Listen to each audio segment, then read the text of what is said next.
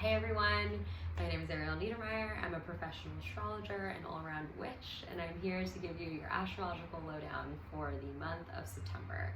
So the last time we chatted, the sun was in Leo. It is now in Virgo, so happy Virgo season. I think Virgo energy is some of the most revitalizing and refreshing in the zodiac. I find this time really wonderful for getting organized, back to school, fall, all of that stuff is perfect Virgo energy. And Virgo, the medicine of Virgo is really meant to teach us how to build a more perfect reality through critical discernment, refining, and editing.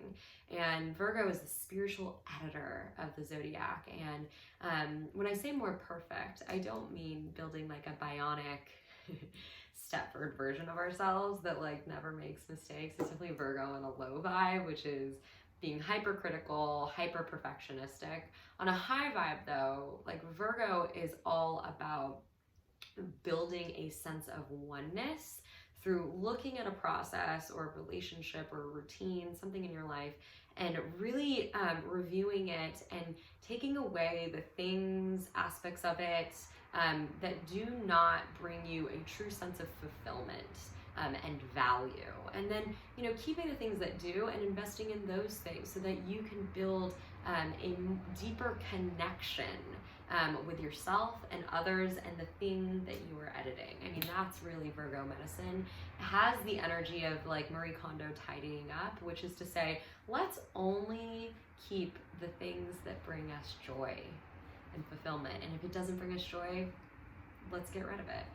That's Virgo energy. And I think it's a wonderful energy, especially for this month, because we do have challenging aspects this month, and we will for the rest of the year, very challenging aspects. And, I'm going to be candid with you about that. But yeah, Mars is going retrograde this month, so it's going to be some vibes to that. But before I get ahead of myself, we are going to be talking about the Pisces full moon on September 1st.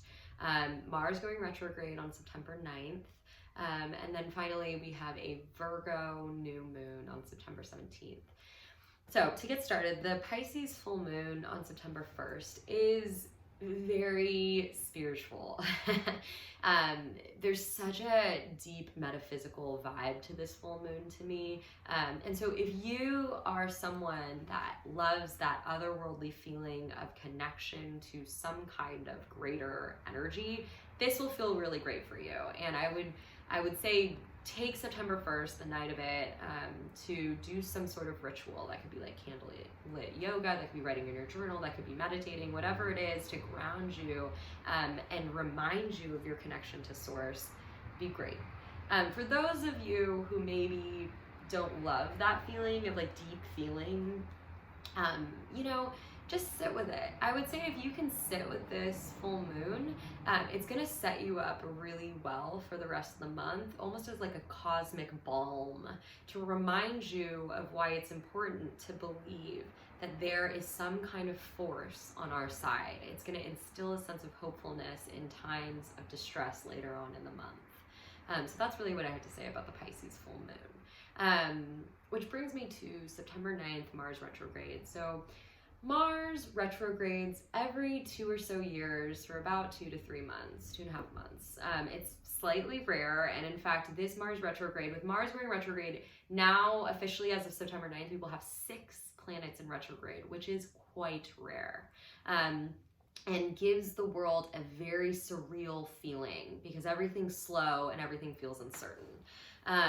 But yeah, so Mars retrograding in Aries, Mars is the action-oriented planet that's related to drive, ambition, getting stuff done. And so when that energy is in retrograde, essentially it's turned inward, and any kind of projects that you really want to get moving and you are going to feel really motivated around this time with Mars and Aries, it's going to be hard to get stuff started, and you're going to feel a lot of frustration and delay. There might also be things like relationship challenges, misunderstandings, feeling like the people around you are passive-aggressive, like internalized anger, passive-aggressive. There could be resentment, internalized rage, okay? That's the energy of a Mars in retrograde. And so just know that this is going to be the energy until November 13th. On a macro level, Mars in Aries it's this feeling that everything in the world is violent and aggressive. And so, with all these aspects, it kind of informs the lens that we are looking through at the world. And it's not to say that the world isn't a violent and aggressive place. We live in patriarchy, and we live in a hyper-militarized reality, especially in the United States. But this is all to say that the lens we're dealing with the Mars in retrograde it's just going to be like we more easily see the violence and the aggression before we see other things. So there will be a point this month where it just feels like the whole world is burning up. And also on a macro level, Mars retrograde is often associated with warmer than usual temperatures. So for those of us in California, this retrograde will be happening right at the time of the height of wildfire season. So I'm just going to let that speak for itself as it will. But this idea of the world being on fire, feeling like the world is on fire. This is why I'm saying it's really important to harness the energy of that full moon at the beginning of the month, because it's going to be like a balm. It's going to set you up to remember to be hopeful when things feel like they're on fire, which they will. And again, I am not denying the reality that there is a lot of violence and aggression in this world. It is, and I think 2020 is a moment where we've been given this like illuminative ability to see all the things that have not just broken this year, but have been broken for centuries. And like you could see other things like what's going on in Portland and Minnesota right now, with Mars in retrograde and then eventually squaring Saturn end of the month, the way it squared Saturn on August 24th. We could likely see more of those skirmishes and that militarization happening in other cities and amplified. Yeah. So all of this to be thinking about, and remember, invest in the things in your life that really give you value, fulfillment, and joy, and that's going to help a lot. Okay, the backdrop of that Virgo energy is going to help a lot. And even like doing things just to, when you feel really at a loss and kind of stressed out and feel like the world is going down, like make your bed, organize your closet, like do the earthly things that'll help you feel like at least something is in order. That's Virgo energy. That's Virgo medicine. Okay. And last note on the September 17th new moon, it will be around the time of a square between Uranus and Venus. So relationships will be a focus here with Venus and things that we value. So this would be a great time to not only like declutter your life, like if you've got like, a work process or a project at work or something that you could be recalibrated and refined. Yeah, it's a great time to do that then, but it's also a great time to like refine and recalibrate your relationships and really looking with a critical lens, like, okay, what are the parts of my relationship or the patterns or the behaviors, dynamics in our relationship that we want to forego, get rid of, and the things that we really value and are good about the relationship that we want to invest more in. And that could be like very literally like deciding like, okay, we're going to do like date night like a couple times a month, and then like putting your calendars together and being like, let's do it on, this day and this day and this day.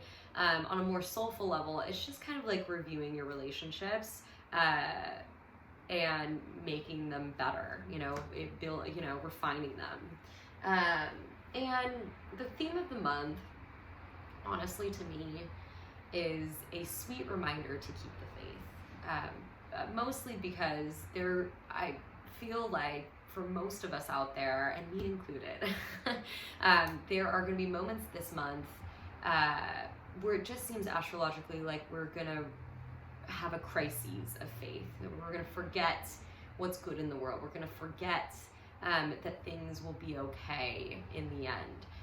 And so using that full moon at the beginning of the month, remembering to invest in the things that matter is going to help a lot. And keeping the faith and keeping the hope alive that we are all one, and that together we will build a more perfect reality that's going to serve all of us in the end. Okay? So if you found this video helpful, enjoyable, as much as I found it enjoyable to make it for you, please like and share it. And I wish you all the best and lots of love this month, and I'll see you in October.